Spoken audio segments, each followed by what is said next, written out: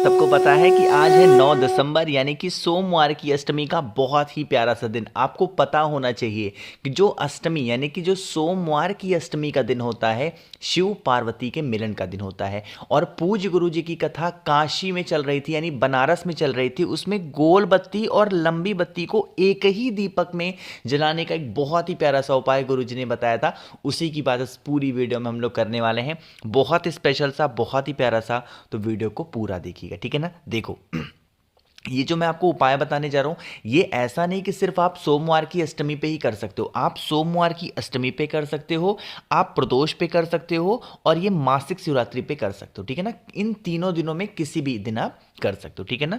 क्या करना है, स्क्रीन पे आप सभी को क्या दिख रहा होगा, एक दिया दिख रहा है। ध्यान रखिएगा, अगर आपके पास में नया दीपक हो तो नया ले लो, और पुराना हो तो पुराना भी ले सकते हो, लेकिन थोड़ा सा नियम का ध्यान रखेंगे। जब आप इस दीपक को तैयार करोगे तो इस दीपक के अंदर आपको घी डालना है। मैंने घी के बारे में आपको बहुत बार बताया है कि जो घी होना चाहिए वो गौ माता यानी कि गाय के दूध से बना हुआ घी होना चाहिए, ठीक है ना।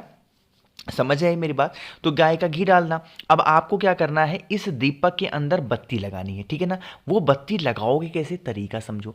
हमें इसके अंदर दो बत्ती लगानी है। घी आपने डाल दिया, उस घी के अंदर पहले आपको लगाना है गोल बत्ती, ठीक है ना। गोल बत्ती का दिया लगा दिया। अब इसी गोल बत्ती से सटा करके एक आपको लगाना है लंबी बत्ती का भी दिया, इसी दीपक में, अलग दीपक नहीं लेना। एक आपको गोल बत्ती का लगाना है और एक आपको कौन सा लगाना है, लंबी बत्ती का दिया, ठीक है ना। इतनी बात समझ जाएगी। अब ये बात करते हैं कि इस दीपक को आपको रखना कहाँ पे है, लगाना कहाँ पे है। इस दीपक को उठाना, और उठाने के बाद में दो ऑप्शन होते हैं।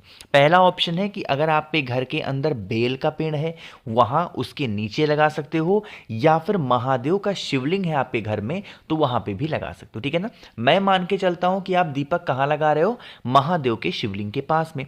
तो आपको क्या करना है, उस दीपक को ऐसे लेके आना। हमने एक लगाया है गोल बत्ती और एक इसी के अंदर लंबी बत्ती। आपको क्या करना है, इन दोनों की दोनों बत्तियों को प्रज्वलित करना है। लेकिन दीपक को जलाने से पहले एक चीज का ध्यान रखिएगा कि दीपक को कभी भी धरती माता के ऊपर डायरेक्ट नहीं रखते, ये बात मैंने आपको बताया है। तो आपको क्या करना है, इसी दीपक के नीचे थोड़ा सा चावल का दाना रखना, ठीक है ना। रख दिया चावल का दाना। चावल का दाना रखने के बाद में इस दीपक को आपको प्रज्वलित करना है। जो नाम आपको महादेव का प्रिय लगता हो, कोई सा भी नाम, उस नाम का स्मरण करके गोल बत्ती का दिया लगाओगे, और माता सती, माँ पार्वती के नाम की ये लंबी बत्ती के दीपक को आपको प्रज्वलित करना है। इस उपाय को अगर आप जो भी अपनी मनोकामना, जो भी अपनी विशेष को ध्यान में रख करके करते हो, तो आपकी वो सारी मनोकामना पूरी जरूर होती है, ठीक है ना।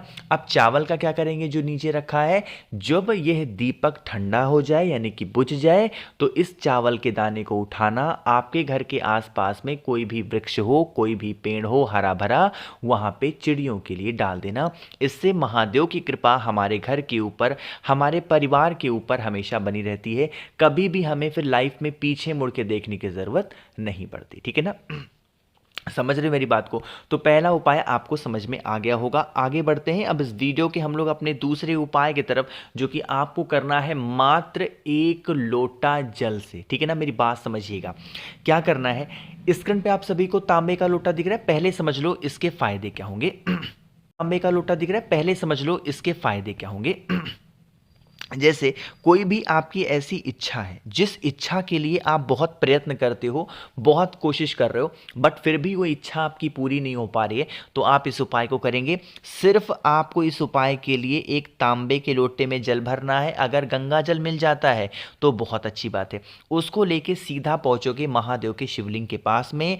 आपको क्या करना है, डायरेक्ट जल महादेव के शिवलिंग के ऊपर नहीं चढ़ाना है। ना तो यहां चढ़ाना, ना तो यहां, मतलब कहने का मतलब है कहीं पे भी जल डायरेक्ट नहीं चढ़ाना है।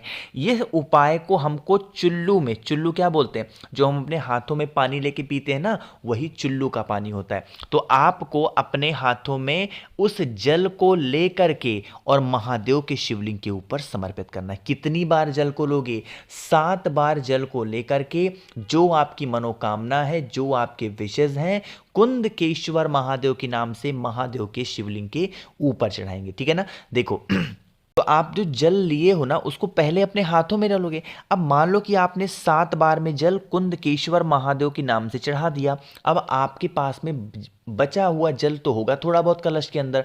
जो बचा हुआ कलश में आपके जल है, आपके घर के अंदर चाहे गमले में बड़ा सा पेड़ हो, कोई भी बेल का पेड़ हो, उस पेड़ के नीचे अगर उस जल को आप डाल देते हैं उसकी जड़ में, तो इससे भी महादेव की कृपा आपके ऊपर, आपके घर के ऊपर हमेशा बनी रहती है। ठीक है ना। बस एक ही चीज का ध्यान रखिएगा कि इस उपाय को हमें कुंदकेश्वर महादेव के नाम से करना है और जल महादेव के शिवलिंग के ऊपर डायरेक्ट नहीं चढ़ाना है। आपको सबसे पहले अपने हाथों में जल लेना है और अपनी मनोकामना कह के कुंदकेश्वर महादेव के नाम से महादेव के शिवलिंग के ऊपर 7 बार समर्पित करना। ठीक है ना। करिएगा, आपको बहुत फायदा होने वाला है। ध्यान रखिएगा जितने भी उपाय की मैं बात कर रहा हूं, एक भी उपाय सुबह के टाइम, दोपहर के टाइम नहीं करनी है। सारे उपाय शाम के टाइम पे प्रदोष काल में करने हैं। किसी कारणवश आपको शाम को टाइम नहीं मिल पाता है तो आप सुबह या दोपहर में कर सकते हो, बट कोशिश करिएगा सारे उपाय शाम के टाइम पे प्रदोष काल में ही करना है। इस चीज का ध्यान रखेंगे। तीसरे उपाय की बात करते हैं। पान का पत्ता आपको दिख रहा है, तो पान के पत्ते से उपाय आपको नहीं करना है, लेकिन उससे पहले एक छोटा सा काम आपको बता दूं। आज है 9 दिसंबर, आज सोमवार की अष्टमी आखिरी है साल 2024 की। तो बात करते हैं उपाय की। देखो, ये जो तीसरा उपाय है ना, ये स्पेशली है बीमारी के लिए, कि घर में अगर आपके रोग बहुत ज़्यादा बढ़ गया है और उस रोग से आपको छुटकारा नहीं मिल रहा है, तो आपको 5 पत्तियां लेनी है। 5 वृक्ष की 5 पत्तियां। ध्यान रखिएगा सोमवार की अष्टमी पे यह उपाय शाम के टाइम पे करना है। कोई भी पत्ता अपने हाथों से नहीं तोड़ोगे। जो पत्ता नीचे जमीन पे गिरा है उन्हीं पत्तों में से कोई भी 5 पत्ता ले लेना। तुलसी माता का पत्ता छोड़ देना। ठीक है ना। कोई भी 5 पत्ता लेकर के तांबे के लोटे में जल को भर लीजिएगा और जल को भर करके सीधा पहुंच जाइएगा महादेव के शिवलिंग के पास में। आपने अगर गुरुजी की कथा जो बिहार में चल रही थी वहां पे सुना होगा, तो इस उपाय के बारे में गुरुजी ने एक नाम बताया था, महादेव का, और वो नाम है कल्याणेश्वर महादेव। कौन से महादेव? कल्याणेश्वर महादेव के नाम से इस उपाय को करना है बीमारी के लिए। जो 5 पत्ते हैं उन 5 पत्ते को एक एक करके महादेव के शिवलिंग के ठीक ऊपर समर्पित करोगे। कौन सा नाम लेके? अभी मैंने बताया, कल्याणेश्वर महादेव के नाम से आपको उस पत्ते को समर्पित करना है। जो भी आपके घर का व्यक्ति बीमार हो, उस बीमार व्यक्ति को ठीक करने के लिए, उसके स्वास्थ्य को अच्छा करने के लिए महादेव से विनती करना कि हे शिव शंभु, हे कल्याणेश्वर महादेव, हमारे घर का ये व्यक्ति है, बहुत दिनों से बीमार है, इसकी बीमारी ठीक नहीं हो पा रही है, आप कुछ भी ऐसा करें जिसकी इसकी बीमारी में आपको राहत जरूर मिले। तो इस प्रकार से प्रार्थना कर लीजिएगा और फिर 1 लोटा जल चढ़ाना।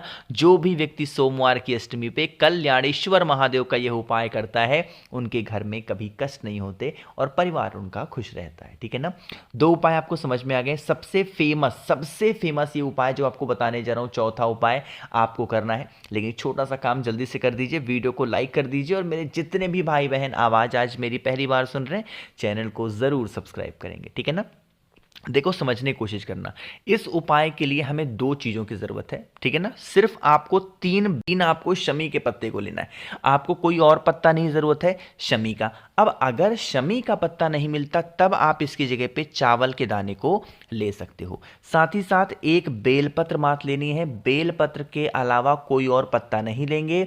एक बेलपत्र लीजिएगा। 3 शमी के पत्ते को बेलपत्र के बड़े पत्ते के ऊपर रख करके, और जो आपकी मनोकामना है, जो आपके विशेष हैं, वो महादेव के शिवलिंग के ऊपर समर्पित करके 1 लोटा जल अगर चढ़ा दोगे तो आपकी जो भी मनोकामना होगी, जो भी विशेष होंगी, जिस चीज के लिए आप बहुत दिनों से परेशान चल रहे हो और वो कामना आपकी पूरी ही नहीं हो पा रही है, तो वो विशेष पूरी जरूर होंगी। तो मैंने कोशिश की आप सभी को सोमवार की अष्टमी के बहुत ही प्यारे से उपाय को समझाने की। वीडियो पसंद आई हो तो लाइक करिएगा। कुछ पूछना है, नहीं समझ में आया, नीचे कमेंट सेक्शन में पूछें। और मैंने जितने भी भाई बहन आवाज मेरी पहली बार सुन रहे हैं, चैनल को सब्सक्राइब करिएगा।